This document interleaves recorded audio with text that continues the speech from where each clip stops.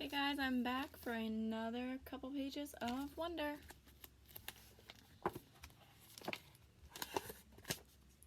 The Egyptian Tomb. Over the next month, August and I hung out a lot after school, either at his house or my house. August's parents even invited Mom and me over for dinner a couple of times. I overheard them talking about fixing Mom up on a blind date with August's Uncle Ben. On the day of the Egyptian Museum exhibit, we were all really excited and kind of giddy. It had snowed the day before, not as much as it snowed over the Thanksgiving break, but still, snow is snow. The gym was turned into a giant museum with everyone's Egyptian artifact displayed on a table with a little caption card explaining what the thing was. Most of the artifacts were really great, but I have to say I really think mine and August were the best. My sculpture of Anubis really looked pretty cool and real, and I had even used real gold paint on it. And August had made his step pyramid out of sugar cubes. It was 2 feet high and 2 feet long, and he had spray painted the cubes with this kind of fake sand paint or something. It looked so awesome.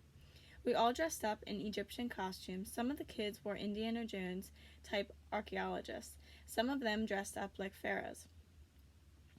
August and I dressed up like mummies. Our faces were covered except for 2 little holes for the eyes and our 1 little hole for the mouth. When the parents showed up, they all lined up in the hallway in front of the gym.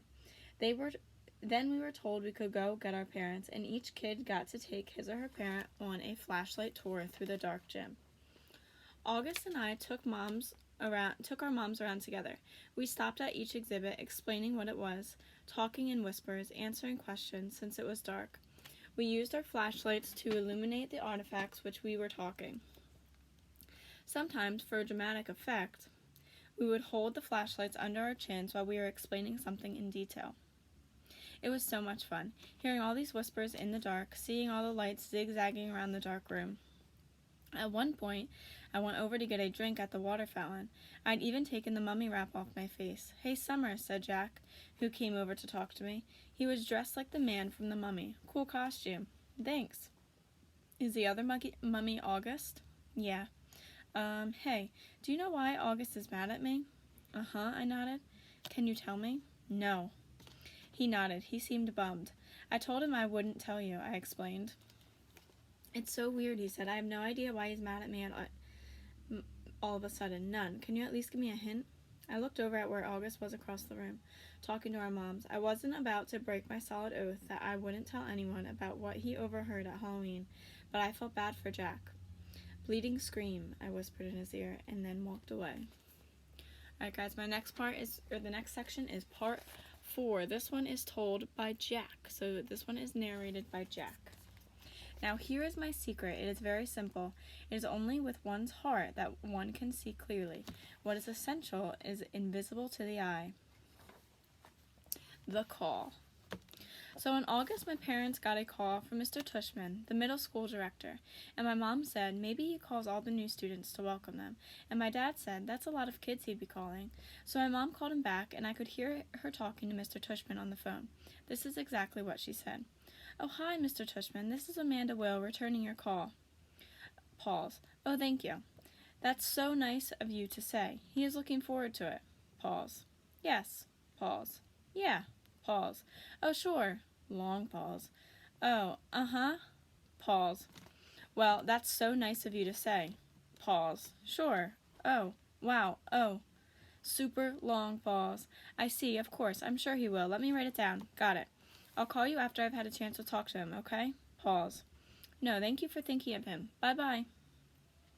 And when she hung up, I was like, "What's up? What did he say?" And Mom said, "Well, it's actually very flattering, but kind of sad too. See, there's this boy who started middle school this year, and he's never been in a real school environment before because he was homeschooled. So Mr. Tushman talked to some of the lower school teachers to find out who they thought were some of the really, really great kids coming into 5th grade. And the teachers must have told him you were an especially nice kid, which I already knew, of course, and so Mr. Tushman is wondering if he could count on you to sort of shepherd this new boy around a bit." "Like let him hang out with me?" I said. "Exactly," said Mom. "He called it being a welcome buddy." "But why me?" "I told you. Your teacher told Mr. Tushman that you were the kind of kid who's known for being a good egg. I mean, I'm so proud that they think so highly of you." Why is it sad? What do you mean? You said it's kind of flattering but kind of sad too. Oh, Mom nodded. Well, apparently this boy has some sort of, I guess there's something wrong with his face, or something like that. Not sure. Maybe he was in an accident. Mr. Tushman said he'd explain a bit more when you come to school next week. School doesn't start till September. He wants you to meet this kid before school starts. Do I have to? Mom looked a bit surprised. Well, no, of course not, she said, but it would be the nice thing to do, Jack. If I don't have to do it, I said, I don't want to do it. Can you at least think about it? I'm thinking about it and I don't want to do it. Well, I'm not going to force you, she said, but at least think about it some more, okay? I'm not calling Mr. Tushman back until tomorrow, so just sit with it a bit. I mean, Jack, I really don't think it's that much to ask that you spend a little extra time with some new kid. It's not just that he's a new kid, Mom, I answered. He's deformed. That's a terrible thing to say, Jack. He is, Mom. You don't even know who it is. Yeah, I do, I said, because I knew the second she started talking about him that it was that kid named August. Carvel. I remember seeing him for the first time in front of the Carvel on Amesworth Avenue when I was about 5 or 6. Me and Veronica, my babysitter, were sitting on the bench outside the store with Jamie, my baby brother, who was sitting in his stroller facing us. I guess I was busy eating my ice cream cone because I didn't even notice the people who sat down next to us. Then at one point, I turned my head to suck the ice cream out of the bottom of the cone, and that's when I saw him, August. He was sitting right next to me. I know it wasn't cool, but I kind of went, when I saw him because I honestly got scared. I thought he was wearing a zombie mask or something. It was the kind of, you say when you're watching a scary movie and the bad guy, jumps out of the bushes. Anyway, I know it wasn't nice of me to do that, and though the kid didn't hear me, I know his sister did.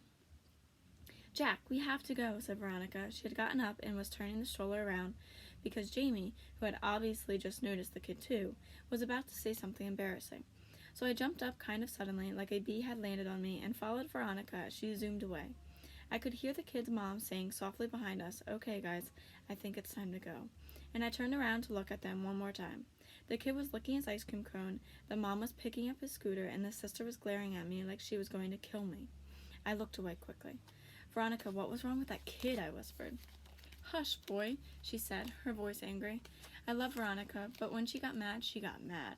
Meanwhile, Jamie was practically spilling out of his stroller trying to get another look as Veronica pushed him away. But Veronica, said Jamie. You boys were very naughty, said Veronica, as soon as we were farther down the block. Staring like that. I didn't mean to, I said. Veronica, said Jamie. Us leaving like that, Veronica was muttering. Oh, Lord, that poor lady. I tell you, boys, every day we should thank the Lord for our blessings. You hear me? Veronica, what is it, Jamie? Is it Halloween? No, Jamie.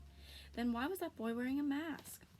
Veronica didn't answer. Sometimes, when she was mad about something, she would do that. He wasn't wearing a mask, I explained to Jamie. Hush, Jack, said Veronica. Why are you so mad, Veronica? I couldn't help asking. I thought this would make her angrier, but actually she shook her head. It was bad how we did that, she said, just getting up like that, like we'd just seen the devil. I was scared for what Jamie was going to say, you know? I didn't want him to say anything that would hurt the little boy's feelings. But it was very bad, us leaving like that. The mama knew what was going on. But we didn't mean it, I answered. Jack, sometimes you don't have to mean to hurt someone. You understand? That was the first time I ever saw August in the neighborhood, at least that I can remember. But I've seen him around ever since then. A couple of times in the playground, a few times in the park. He used to wear an astronaut helmet sometimes, but I always knew it was him underneath the helmet. All the kids in the neighborhood knew it was him. Everyone has seen August at some point or another. We all know his name, though he doesn't know ours. And whenever I've seen him, I try to remember what Veronica said. But it's hard. It's hard not to sneak a second look. It's hard to act normal when you see him. Why I changed my mind. Who else did Mr. Tushman call? I asked Mom later that night. Did he tell you? He mentioned Julian and Charlotte. Julian? I said. Ugh, why Julian? You used to be friends with Julian. Mom, that was like in kindergarten. Julian's the biggest phony there is, and he's trying so hard to be popular all the time. Well, said Mom, at least Julian agreed to help this kid out. Gotta give him credit for that. I didn't say anything because she was right. What about Charlotte? I asked. Is she doing it too? Yes, Mom said. Of course she is. Charlotte's such a goody two-shoes, I answered. But Boy, Jack, said Mom, you seem to have a problem with everybody these days. It's just, I started. Mom, you have no idea what this kid looks like. I can imagine. No, you can't. You've never seen him. I have. It might not even be who you're thinking it is. Trust me, it is, and I'm telling you, it's really, really bad. He's deformed, Mom. His eyes are like down here, I pointed to my cheeks, and he has no ears, and his mouth is like... Jamie had walked into the kitchen to get a juice box from the fridge. Ask Jamie, I said. Right, Jamie? Remember that kid we saw in the park after school last year? That kid named August, the one with the face? Oh, that kid, said Jamie, his eyes opening wide. He gave me a nightmare. Remember, Mommy? That nightmare about the zombies from last year? I thought that was from watching a scary movie, answered Mom. No, said Jamie, it was from seeing that kid. When I saw him, I was like, ah, and I ran away. Wait a minute, said Mom, getting serious. Did you do that in front of him? I couldn't help it, said Jamie, kind of whining. Of course you could help it, Mom scolded. Guys, I have to tell you I'm really disappointed by what I'm hearing. And she looked like how she sounded. I mean, honestly, he's just a little boy, just like you. Can you imagine how he felt to see you running away from him? Jamie, screaming? It wasn't a scream, argued Jamie. It was like an ah. He put his hands on his cheeks and started running around the kitchen. Come on, Jamie, said Mom angrily. I honestly thought both my boys were more sympathetic than that.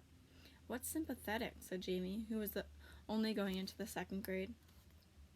You know exactly what I mean by sympathetic, Jamie, said Mom. It's just he's so ugly, Mommy, said Jamie. Hey, Mom yelled, I don't like that word. Jamie, just get your juice box. I want to talk to Jack alone for a second. Look, Jack, said Mom as soon as he left, and I knew she was about to give me a whole speech. Okay, I'll do it, I said, which completely shocked her. You will? Yes. So I can call Mr. Tushman? Yes, Mom. Yes, I said yes. Mom smiled. I knew you'd rise to the occasion, kiddo. Good for you. I'm proud of you, Jackie. She messed up my hair. So here's why I changed my mind. It wasn't so I wouldn't have to hear my mom give me the whole lecture, and it wasn't to protect this August kid from Julian, who I knew would be a jerk about the whole thing.